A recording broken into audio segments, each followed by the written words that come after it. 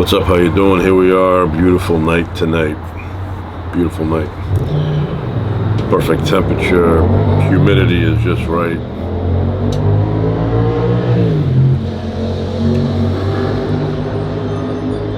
I don't think that's a mama's boy. I just think it's loud. Anyway, so I have 3 cats.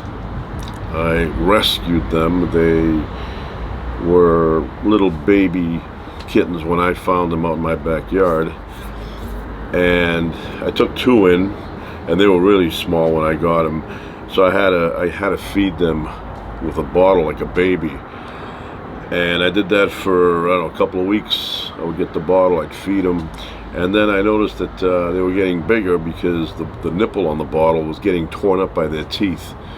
So then they were able to eat on their own, so I kept those 2. And then about a year later, the same cats that gave birth to my cats had another litter. And I was out here one day and I saw a bunch of little ones, and one of them decided he was going to hang around. So I took him in. And then, I said, I'm not going to keep, that's too many, 3. 2's enough. So I put him back outside, and he would not rejoin his family. So I left him out, and I would notice throughout the day, he was just roaming around the backyard on his own. He would not blend in with the others anymore. And then at some point, during the nighttime, I went out, I went to the kitchen where the back door is, and I noticed him waiting there. At one point, he was like tapping on the screen. So I open up, I look, and he was just looking at me, and I said, "Oh, it's gonna be too much. 3 of them now. What am I, the cat lady?" So I said, I'll leave him out there, and eventually he'll join his group. Well, he would leave, and then he'd show up again, and he'd sit in front of the door. So I said, all right, we're going to keep this one, and we kept him. So we have a black one, and then the other one is like, the other 2 are like, what do you call it, like Morris the Cat from 9 Lives commercials. It's like that orange color. So notice early on that the black one, the female one, had superior intelligence over the other 2, just a lot more intelligent. You could tell she could figure things out quicker, and the other ones do not touch human food, but the black one loves human food. The second we start to eat, pops up, taps you on your leg with the nails, and so we give, chicken or whatever, steak, whatever we have, loves it. The other 2, they couldn't care less. Could not care less. You give them the chicken or whatever, they sniff it and they walk away. So, and there's a lot of other things. And the other one, the orange one that we got with her, they're directly related, same litter, is the friendliest of the 3. Will come to you, will snuggle up, next to the couch with you, will watch TV with you. When it gets a little drowsy, it shows up there, does the stomping on the dough for bread move, and then goes to sleep next to you.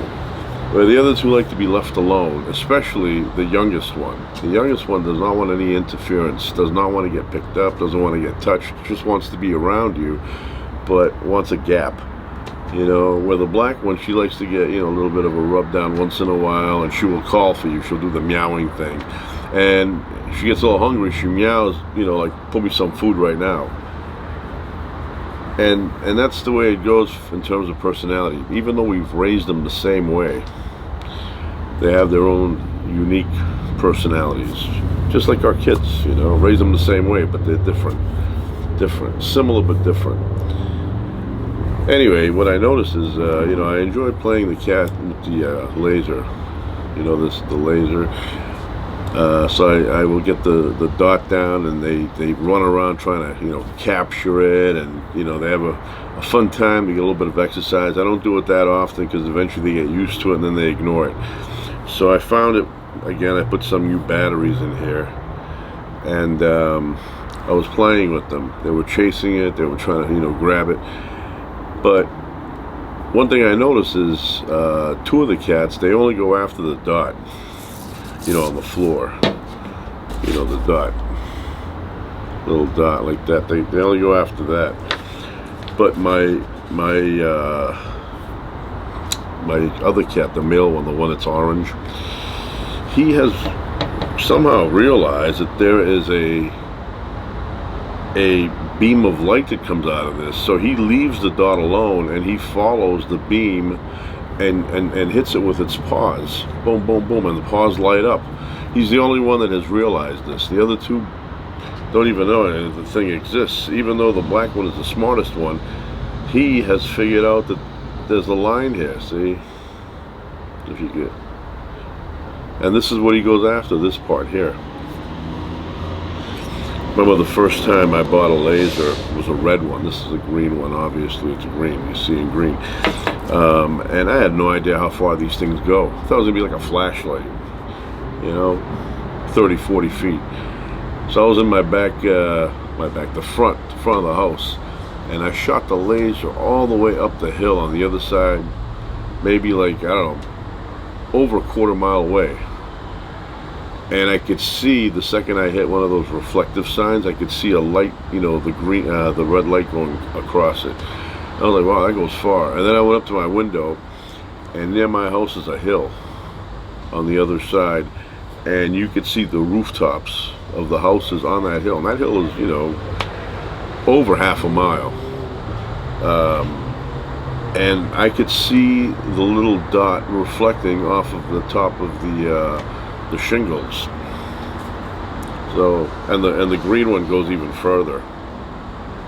The reason I got the green one is because many years ago I was up at the Griffith Observatory, and they had their big telescopes out, and some guy was up there explaining things, and he had a laser, and you know, it was all dark up there, and he was pointing up with the laser to the constellation, or you know, the certain planet or whatever. And I go, wow, that thing is really, you know, hitting that area. It wasn't hitting the actual planet, but it was just pointing you in the direction you should be looking at. So I ended up buying a green one. At one point you couldn't get these, you know, I'm talking about many years ago, but now you can get them, you know. And do not aim it in people's eyes. Like even when I do with my cats, I make sure 100% it's not hitting this part. I only got it on the floor where their paws can get it, because this will hurt your eyes, and in some cases permanently. You know, you have idiots, they point it up to helicopters or whatever, planes trying to land at LAX, and they'll go there and they'll start shooting the laser beam, trying to get the captain, you know, to get hit in the eye with it. Against the law. They will get you, they will find you if you keep doing it. You know, like anything else, you keep doing something, somebody's going to catch you, or somebody's going to see you doing it. You know, you can only get away with something, even the first time. Sometimes you're like, oh, they did it one time, they busted me. And then you try to explain, it's my first time doing it. But, you know, usually if you end up with a habit where you know, you're doing the laser thing, but you're doing it often, you're going to get caught eventually. So, but it's a fun little thing. I bought the green one for the Grand Canyon. You know, you go there at nighttime. Is that right here? You go there at nighttime, and it's like the creepiest looking thing. First of all, it looks like you're looking into a dark ocean, because it's pitch black. You don't even see down below unless there's a bright moon out. But if it's like no moon, it looks like you can fall forever. So we go there, and I've been there in a bit, maybe over a year now, and I get my laser and I start aiming it, and it looks so awesome. The laser looks like it keeps going and going all the way to the other side. And then I got really strong flashlights, lights, and you know, really strong, you know, 3,000 lumens, right? Which is very strong. I got that specifically when I would go down to Palm Springs. Sometimes at night, you know, I would go out there and I wouldn't be able to see in front of me, so I got these really strong lights, and I could see, you know, all over the place. When we went on our cruise to Alaska, I had that flashlight with me, and you know, there it gets really foggy at night, so you would get the fog reflecting the light back at you. And there's a thing about Alaska, man. I see this video. I forget what channel is on. Let me see. I'll plug a channel here for a second.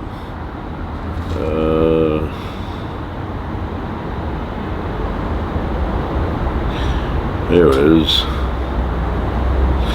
So the title of the actual video is "I Took the Loneliest Train in America." So I'm sure if you put that as a search, you will find it. And let me see if I get a signal out here.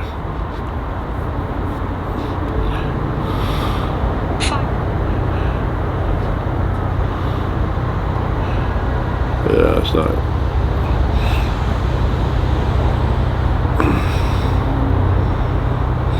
So yeah, it's called "The Loneliest Train in America."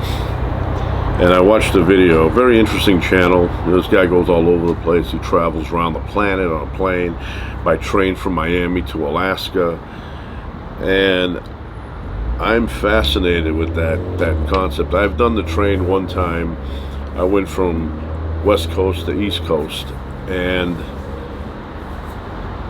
all the way from LA to Chicago. We had a brand new Amtrak, brand new, beautiful inside.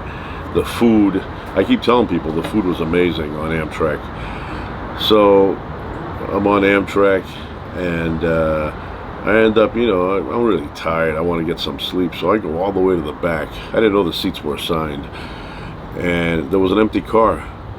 So I fell asleep, and I'm in a deep sleep now. I feel like I've been hit with, you know, knockout gas. So I'm sleeping, and I get up one of these at some point. I wake up and I look, and the whole place is full. Everybody's sitting down, there's people standing up, and there's a dude next to me, and he's like, can you check your ticket? He goes, is that your seat? I knew it wasn't, so I didn't have to check anything. I said, no, this is not my seat. So I walked back to my area, and there were no seats available except one. Some guy there, he looked like somebody from the Cheech and Chong group there. And I said, can I sit here? Is this taken? He goes, oh, he goes, have a seat right here. He was very friendly. So I sat down, and me and him talked, and we hung out on this train all the way from California to Chicago. We would stop and eat together, you know. I mean, we'd eat together in the car. We'd stop, get snacks. We'd get a newspaper, you know, a bunch of newspapers, and switch them out every so often. He wrote poetry. He let me read his poetry. He had nice books that I would read on the ride. And apparently he did that trip once a year. He would visit family. He said he had family in Cape Cod, Massachusetts. So we got to know each other very well on that train. And then at the end, he said to me, if you're ever in San Francisco, where he's from, look me up. Gave me his name and everything. And I never found him. Never found him. Even now, when I put a search in for his name, it does not pop up that guy. He may have died. I don't know. He was older. You know, I'd say back then he was like probably late 50s. So who knows if he's around. So anyway, I'm a big fan of trains. Train travel, love it. You know, and on this train, I mean, if I had the sleeping car, you know, you can go the sleeping car, the sleeper car, whatever it's called. You get your own bed there. You can go relax. That's even better. Get a full night's sleep. Get up the next day. Next time, that's what I'm going to do. So anyway, this channel here shows this dude on the loneliest train in America. He goes from somewhere in southern Alaska all the way up to Fairbanks. Yeah. And that's something I would love to do. It's freezing out, nice and cozy in there. They have great food. The Northern Lights, maybe you get to see that. So I'm looking at that and I'm thinking, you know, one day I'm thinking of doing that, even though I've been to Alaska by ship. This is also interesting. You go all the way up in the middle of nowhere.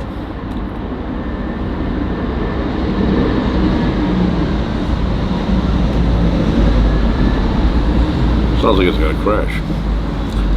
So anyway, let me see if I can.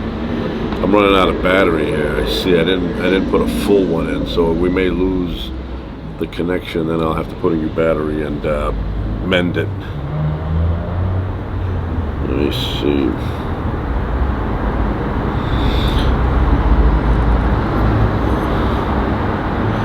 Alright, so I took the loneliest train in America, and the channel is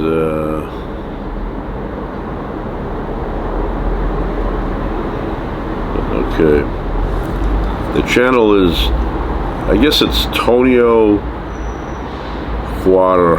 I don't know if he pronounces it like Geraldo, but Guajardo. So Tony, Tonio, and then last name is Guajardo. Check out this channel. This is really fascinating.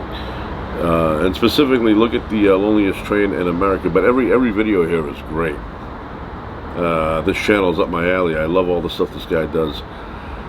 I stayed at the most isolated hotel in America. I'd love to do that.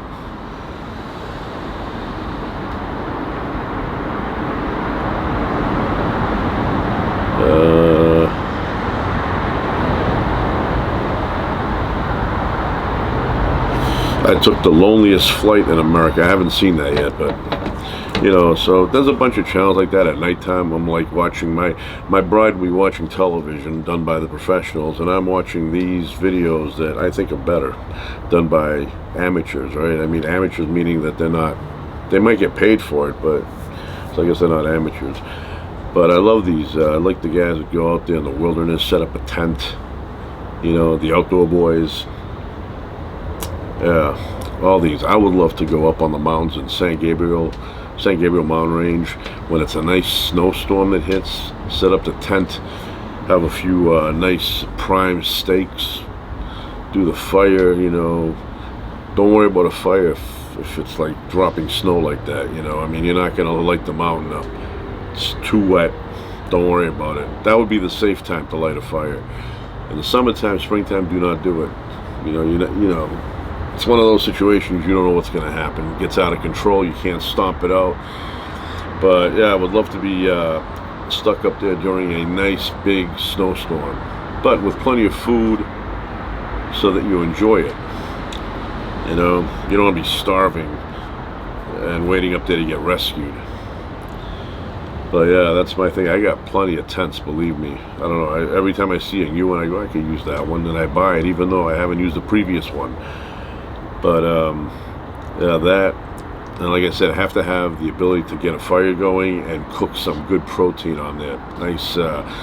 Nice New York strip, ribeye. Ribeye is great.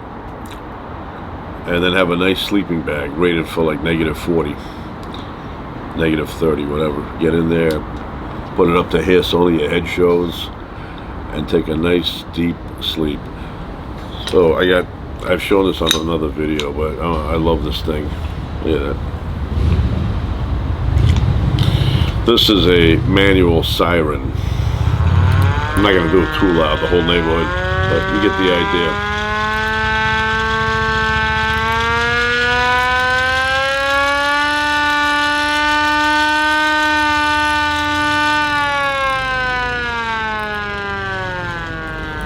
You get the idea.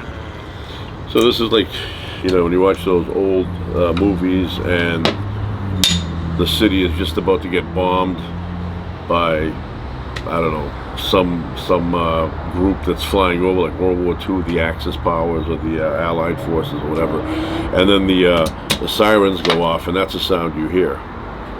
This thing gets loud. If I crank it up really hard, it's loud. It's loud, but it's a good warning. I'm doing it soft.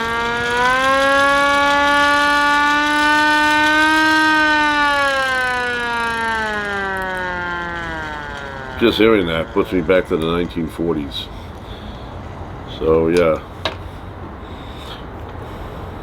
it's good to have. Anyway, I'm running out of juice there on the battery, so I might as well end it here. I'm gonna go in and eat. It's spaghetti night tonight. And we're about to start dinner. So that's it for now. Ciao.